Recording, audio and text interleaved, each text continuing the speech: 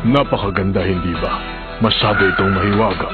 Maraming kakaibang hayop na dito nilang makikita sa latyan na ito.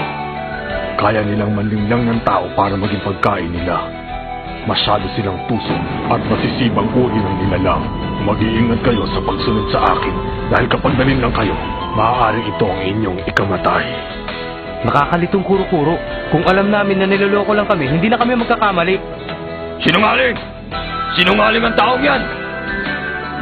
Isa siyang mandaraya, kaya huwag kayong sumunod sa kanya! Mandaraya? Anong ibig niyo sabihin? Kung ganon, sino yung taong nasa harapan natin?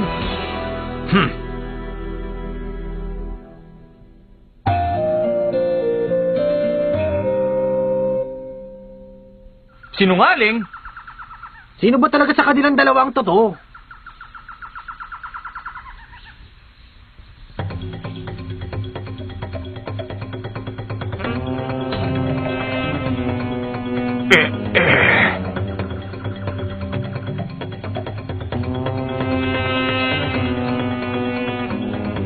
Ang mga tao, ngayon ay naguguluhan. Siguro nahihirapan pa silang mag-isip dahil sa matinding pagod sa pagtakbo. Mister?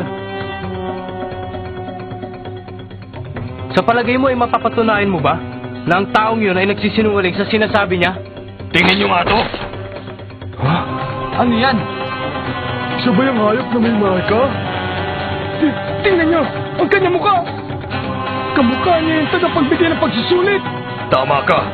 Isa siyang unggoy na may mukhang tao na nakatira dito sa latyan. Gagayahin niya ang itsura ng isang tao pagkatapos ay manloloko. Kapag nagpalin lang kayo, ito na inyong katapusan. Sinisiguro kung tatapusin niya kayo lahat at pagkatapos ay kakainin. Ano? Teka, isipin niyong mabuti. Nasa itsura nga niya ang ganun pero... Hindi imposible. Dahil nung nandun pa tayo sa ilalim, ang bilis niya ay hindi kayang gawin ng isang normal na tao.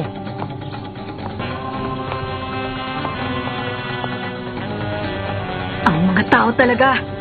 Sa sobrang hirap na dinanas nila sa katatakbo. Ngayon ay nagkakaisa na silang lahat. Kapag napasama ako sa kanila, baka hindi ako makapasa sa pagsusulit. Hindi natin may pagkakaila. Kasama to sa pagsusulit. Ha? Pagsusulit? Pagsusulit na naman? Ang galing mo, Gon. Ibang klase ka talaga. Nagbago ang kanilang pananaw. Teka, Gon. Sabihin mo na nga lang sa akin. Wala ka ba nararamdamang kakaiba sa kanya? Wala, Lyoryo. Wala talaga. Ah, wala ka nararamdaman? Wala akong naaamoy. Kung nanggagaya nga siya, ay masyado siyang magaling. Sige, salamat ha. Madali nating malalaman yan. Kung ikaw talaga ang totoo, ipakita mo sa amin lahat ang license card mo. Ang license card niya? Tunay na hunter lang ang pwedeng humusga kung may kakayan ka na maging hunter. Kung gano'n, ibig sabihin, isa kang tunay na hunter? Wow! Sandali! Ninakaw niya lang yan! Nagulat lang ako nung nakauwi niya sa akin na lahat. Ganun pala. Kung ganun, kahit pala may hawak ang license card, ay baliwala pa rin. Huh? Huh? Oh. Aha, alam ko na.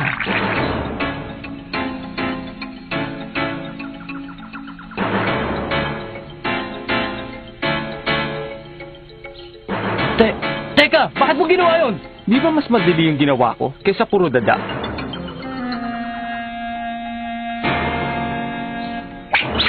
Ah! Ngayon ay maliwanag ng lahat na ikaw nga ang totoo, Ginoong Bigote. Ang pagiging hunter na aming inaasam-asam ay iyong hindi mapapabagsak sa ganong kahinang atake. Nagpapasalamat ako sa sinabi mo.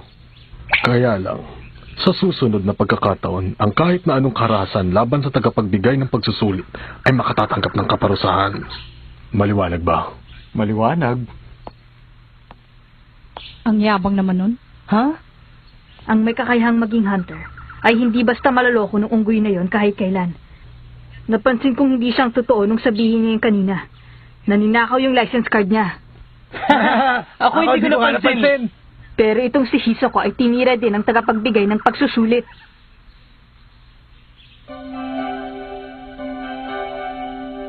Hogon, gaano mo katagal titignan yan? Hindi ka dapat malungkot sa nangyari sa kanya dahil ordinaryo lamang sa kanila ang isugal ang buhay para makahuli ng makakain.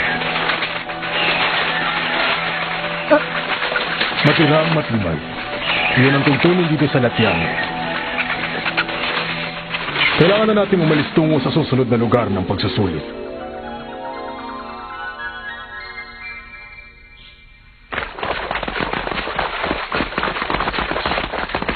Tatakbo na naman tayo na walang katapusan.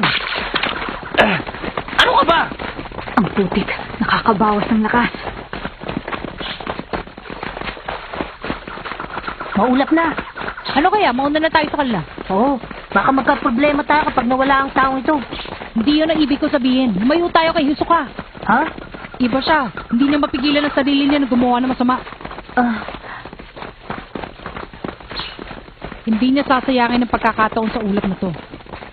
Sa pagkakatingin mo sa akin, parang gusto mo itanong kung bakit ko alam. Eh di sa amoy niya. Sa amoy? Oo, dahil magkauri kaming dalawa. Wala naman sa itsura mong magkapareho kayo ah. Yun ay dahil magaling ako. Parang yung unggoy, pero eksakto ang pagpapanggap ko. Huwag ka maglala, malalaman mo rin yun. Kurapi ka! Yoryo! Sabi ni Kaluwa, dapat mauna raw tayo! Ano ka ba? Kung kaya ko na, hindi sana kanina pa. Pero kailangan mo talagang gawa ng paraan yun! Ewan ko! Bahala na! Ano ba naman tong taong to? Hindi man lang makalata, oh. Kumakapal na ang ulap. Pagtagal, hindi ko na rin makikita ang tao sa harapan. Siguradong delikado kapag naligaw tayo. Pero mas delikado kapag nakasabay natin ang taong yon. Kailangan ko bang bilisan ang pagtakbo?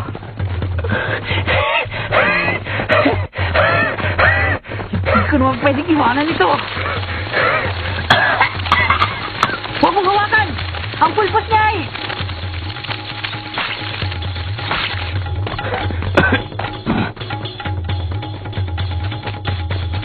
Ano bang nangyayari sa kanila?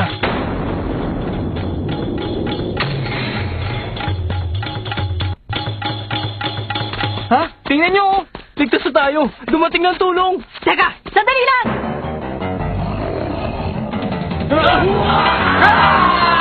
Anong sigaw na yun? Baka may napahamak. Tingnan nyo! Oh. Wala nang sumusunod sa likuran natin! Totoo ba ito?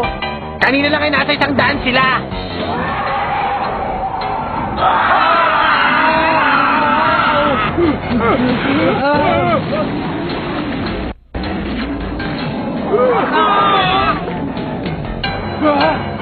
Masama ito. Sa palagay ko karamihan sa mga aplikanteng nahulit kasabay natin ay napahamak na. Ano ba? Ang isipin mo ay kung paano tayo makakalis dito?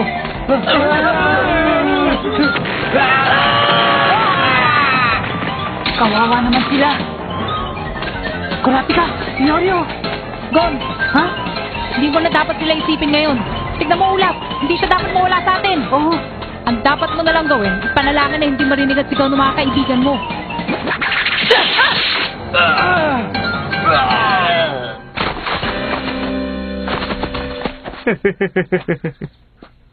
Ano ka ba? Bakit mo ginagawa to? Ipagpalagay na natin ako ang takapagbigay ng pagsusulit. Masyado lang ako mabait eh. Pero ngayon titignan ko kung sino sa inyo karapat-dapat ha. Kaya patunayan nyo sa akin na mayroon talaga kayong ibubuga. Mula ngayon, ako na magsasabi kung sino sa inyo may karapatang maging isang tunay na hunter. Ikaw talaga? Tingnan mo nga itong ulap. Kapag ikaw ay nawala dito, imposible mo na rin maabutan na ang tunay na tagapagbigay ng pagsusulit. Ibig sabihin, hindi ka na rin makakapasa gaya naming lahat. Ang ingay mo naman. Huwag mo akong igaya sa inyo. Isa lang ang masasabi ko bago kayo mawalang lahat. Walang imposible sa salamangkerong katulad ko. Huwag mo kang patawanin. Wala kang karapatang maging isang hunter. Tuturuan kita ng leksyon para matigil lang yung kayabangan. Tingnan nga natin. Isang baraha lang ang gagamitin ko sa inyo lahat, ha? O ano, simulan na natin. Tumigil ka! Mga mahal kong manonood, hayaan niyo ipakita ko sa inyo ang pinakamagaling salamangkero si Hisoka. Ang isang kagilagilalas na palabas. Sana magustuhan ninyo.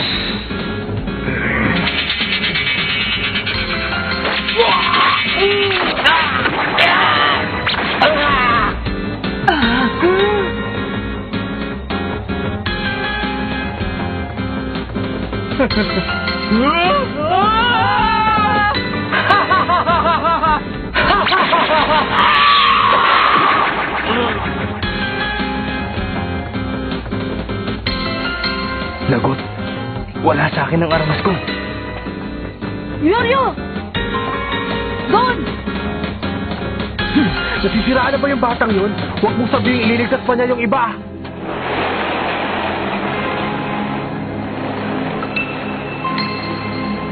Tama ka. Nasisira na nga siya.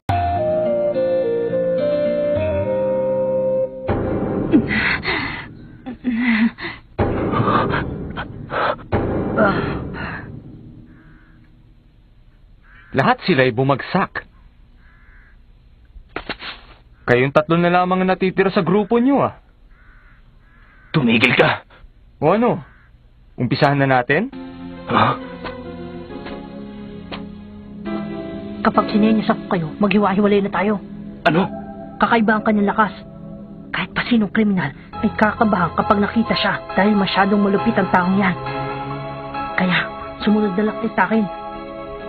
Kung ganun, kahit magsabay-sabay pa tayo ay hindi tayo mananalo sa kanya. Kaya tumakbo na lang tayo. Teka muna, bakit hindi natin subukan? Alam kong kayo rin ay may mataas na pangarap na maging isang ganap na hunter. Pero sa pagkakataong ito, kalimutan niyo na muna. Maganda na isip nyo. Magaling na desisyon. Bilang pabuya ay bibilangan ko yun ng 10. 1, 2, 3, 4, 5, 6, 7, 8, 9, 10. Tapos na. Sino kaya unahin ko sa inyo?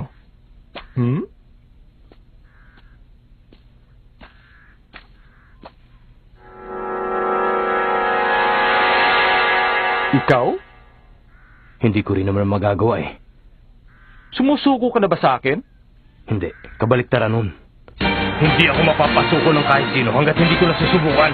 Kaya humanda ka na! Yoryo! Isa siyang hangal.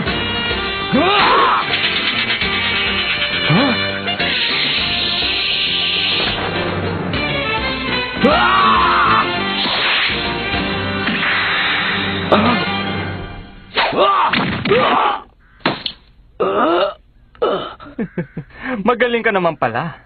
Ang anino ng kamatayan ay namamagitan sa galit at lakas ng loob. Kinakabahan tuloy ako. Kaya lang, ito na ang iyong katapusan. Paalam na.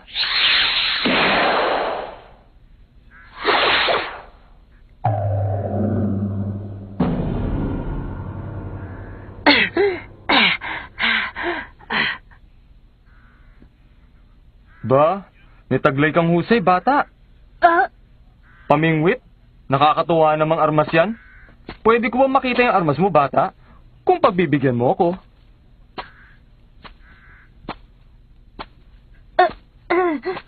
Sige na. Tumigil ka na! Akong harapin mo!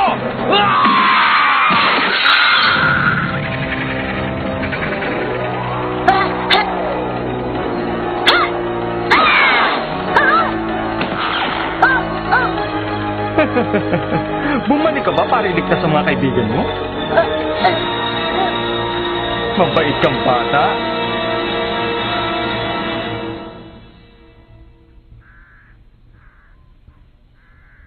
Sige na nga, pasado ka na.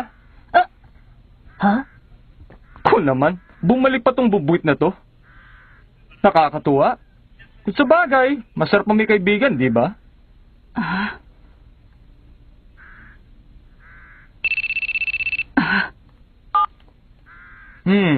Oh, sige. Parating na ako dyan. Yoryo! Huwag ka mag-alala. Hindi ko tinapos ang buhay niya dahil isa rin siya sa mga nakapasa sa akin. Ano bang ibig mo sabihin? Ibaba mo si Yoryo ngayon din! Ibababa ko lamang siya kung aabutan niyo ako.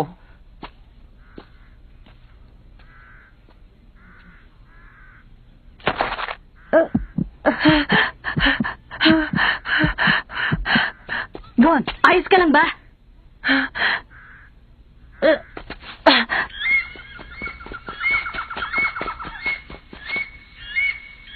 Dito tayo. Sigurado ka bang dito? Oo, ang pabango ni Yoryo. Namumukhang tangi yun.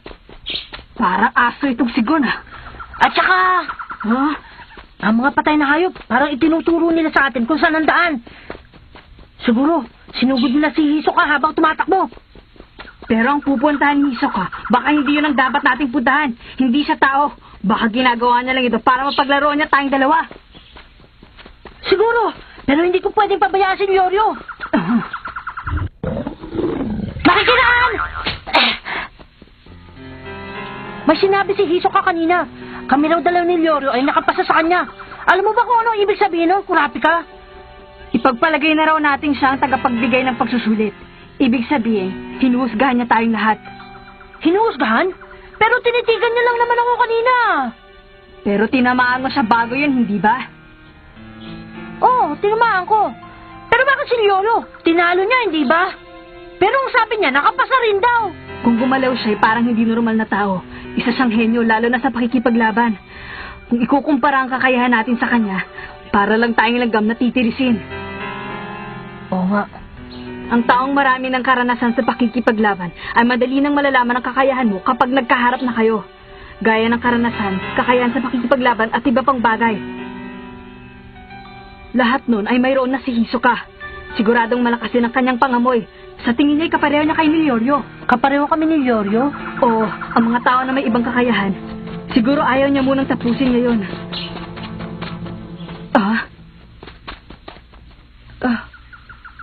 Pasensya na, walang kwenta yung mga sinasabi ko. Hindi, si Killua. Narinig ko na rin sa kanya yan. Kaya niyang sabihin kung magkapareho ang tao dahil sa amoy. Gon, hindi kayo magkapareho ni Hisoka. Ang masasabi ko lamang ay, hindi siya karapat dapat maging isang hunter. Bakit kaya? Gon? Si Hisoka, nung lumalapit siya sa akin, pakiramdam ko, takot na takot ako. Pero hindi ko magawang gumalaw. At nung oras na yun, naiisip kong katapusan ko na. Parang nasa bingit na ako ng kamatayan, pero may kahalo yung nararamdaman ko. Para bang hindi ko mapigilan ang kaligayahan sa aking kalooban. Gon?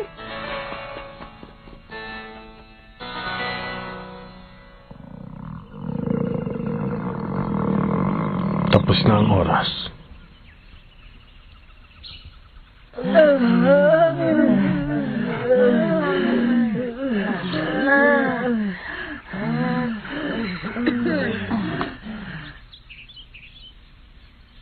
Ayos, wala na sila. Noong huli ko siyang makita, bumalik siya doon sa loob ng gubat. Binalikan niya ang kanyang mga kaibigan at sinayang ang pagkakataon. Ha? Si Gon. Tapos na. Magaling ang pinakita ninyong lahat. Ito ang Buisca National Park. Dito ninyo gagawin ang pangalawang pagsusulit. Balagay ko, umabot naman tayo sa oras. Nasa kaya sila Lyoryo at Hisoka. Ha? Lyoryo!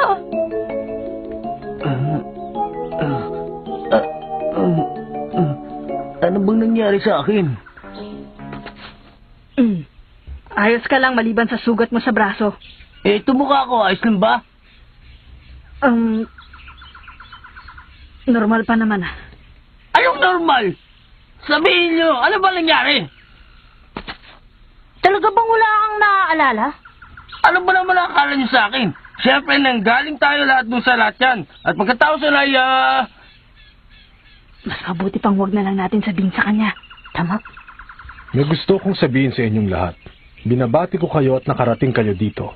Ito na ang katapusan ng unang pagsusulit. Lahat kayo'y nakapasa. Inaasahan kong makakayanan nyo rin ang mga pagsubok na naghihintay sa inyo. Nakakatuwa naman! Umabot ka. Aba, Killua! Ano bang klase na salamangan kang ginamit mo?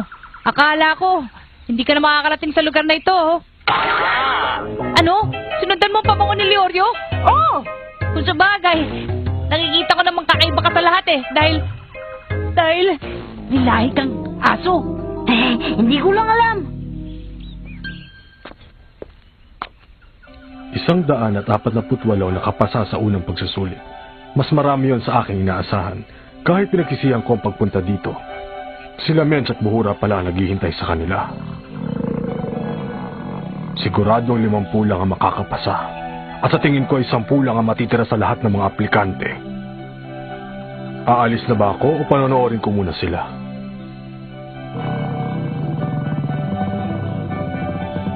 Magsisimula na! Kinakabahan na yata ako. Ako rin. Hindi natin alam kung ano nasa loob niyan eh. Baka pagbukas yan, bigla na lang may umatake sa atin.